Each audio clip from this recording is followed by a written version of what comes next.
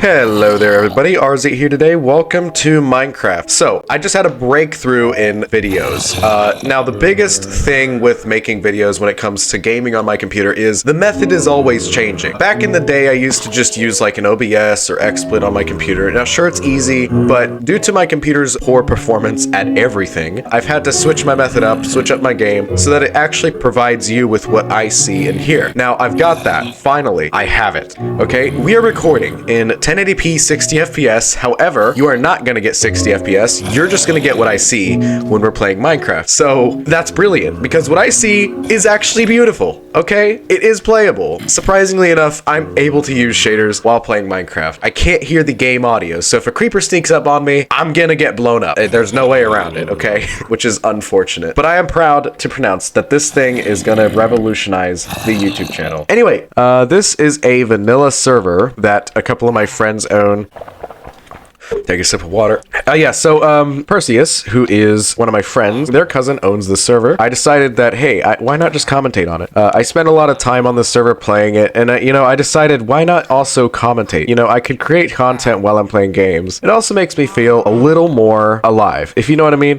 Because when I'm playing here by myself, it's not that fun. I need somebody to talk to. I need you guys, okay? I know that there's people out there who do a lot of hardcore projects, survival projects, and their videos get the views, all right? So we're gonna do that. We're gonna do that shit. All right, I love it. I love it. Anyway, I've built myself a nice little town here. The name of this little area here is Potato City. I'll give you guys a little tour of the world just to kind of introduce y'all to the area that I've built. There are other areas, however, I don't want to go through a server. Over the series, we'll kind of go across everything else that's in the world. Do keep in mind, if I'm yelling or screaming, it's gonna sound a little off because I have lost my voice. I have been yelling and screaming a lot already as it is, so if you guys hear me do that, it's gonna be miraculous, okay? So this is my villager breeder. It's a pretty simplistic design. I actually like the way this turned out. Now, there's a lot of cool designs that villager breeders have, but I love the ones that are super simplistic, like this one here. It's just a simple 4-bed configuration with a little hole to drop down, as you can see. Now, I don't care if a baby is grown or not. I just care if they made the baby. So the baby just drops down there and walks up the stairs. First steps, if you will. And these two guys in here do all the So, that's the villager breeder. That's my little access door. In case if something goes wrong in there, I could just step here. Not sure, it's a little finicky, but I could actually walk in here just by barely missing that. And if I do fall, I could just walk right out anyway. It makes a lot of babies, and it's a beautiful area to be. I love the way that the area around the farm looks as well. We got a little park here with a little fountain. Very, very quaint little park. I love the way everything here is scaled. It's small, yet everything works. It's not small, like, to the point where you're unable to move anywhere.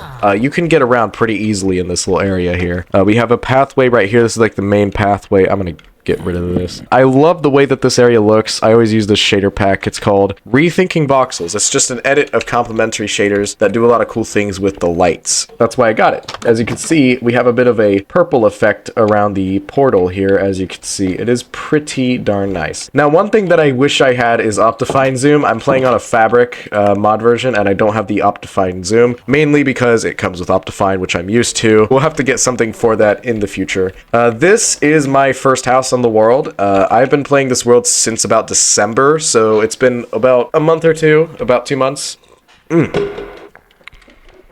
Yeah, so I've been playing this server for about 2 months, and this was the first shelter I stayed in. Pretty basic house. It looks kind of ugly in current times, given everything around it, but it will never be destroyed because this is historic. I like how it's also in the center of everything. I did not decide to, after building my own house, I did not decide to move because I looked everywhere for a place to settle, and I loved this little peninsula right here, as you can see. This is my map. There's a giant tower here that's full of villagers that work and live, and it's amazing. There's a couple design challenges that this area has. First off, it is not big. If you look at this peninsula, it's pretty damn small, and I like that challenge to build something huge in a small area. And so we get something that looks very cyberpunk-like because of how close together everything is. You just have to start start building over.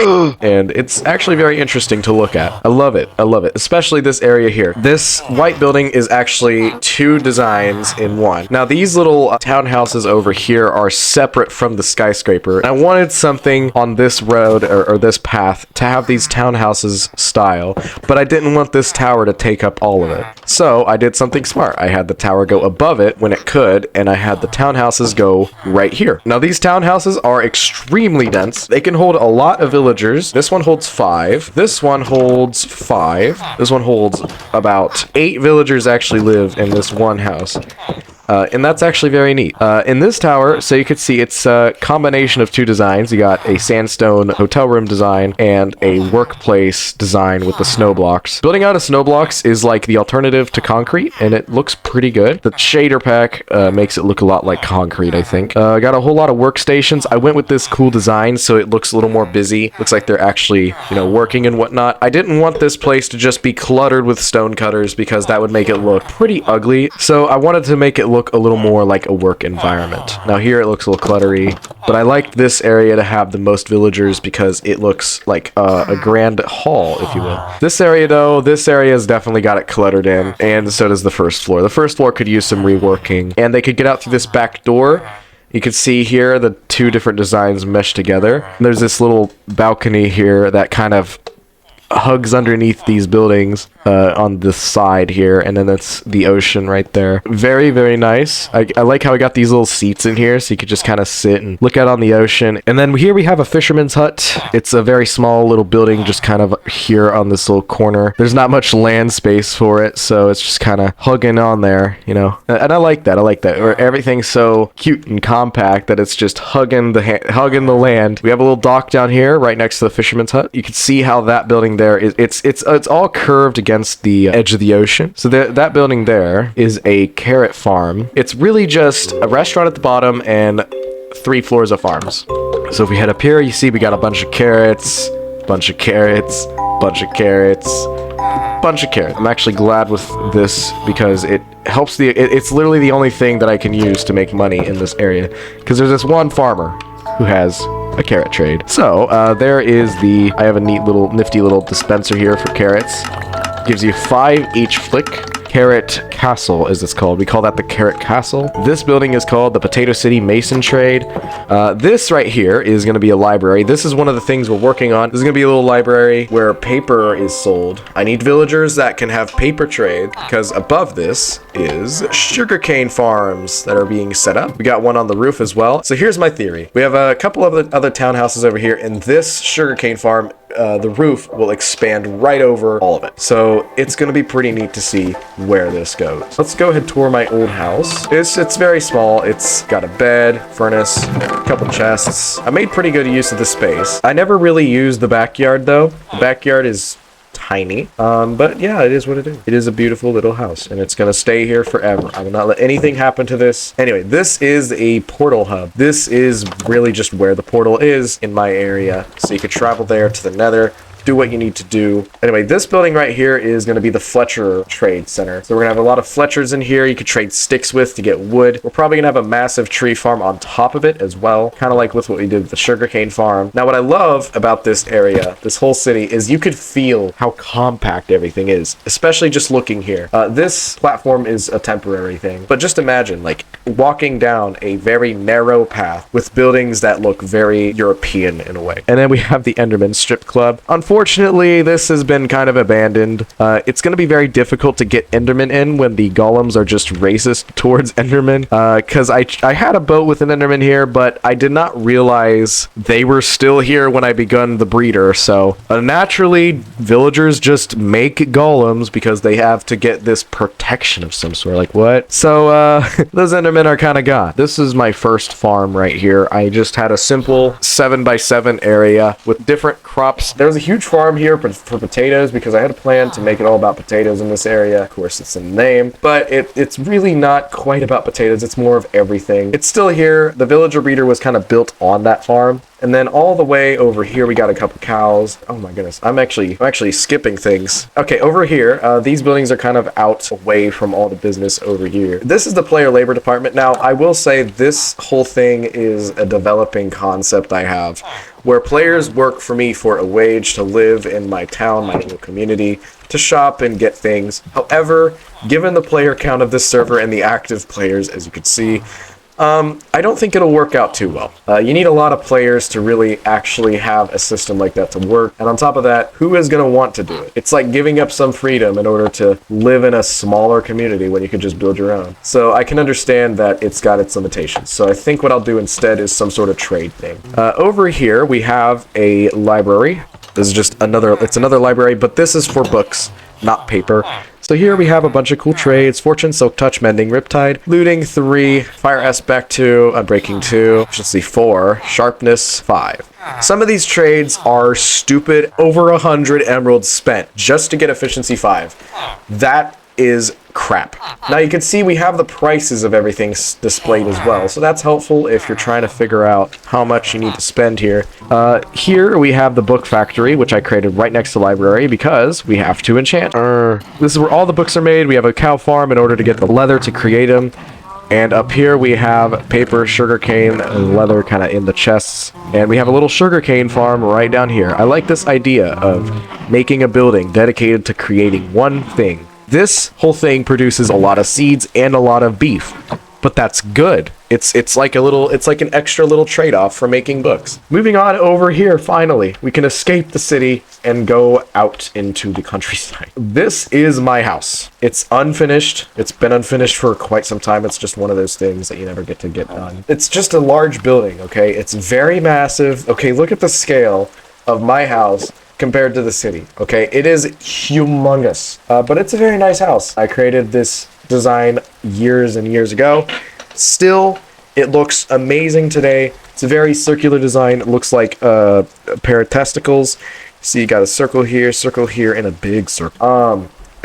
Call it the testicle design. It looks like it just kind of wraps around everything. I got nice little yards here along the sides. This one has a little bench, as you can see. And another one over here. You can see we got some berries growing. Now, it's on a bit of a hill, so some of the paths around it are very, very steep. This path is also one of the oldest ones ever. It connected my base to my friend Adrian's base. Potato621, as he's known in the game. We got a couple chests just sitting out here. These chests have been here ever since the house was constructed. These were the chests I used to grab in all the terraformed land. This was the top of a mountain.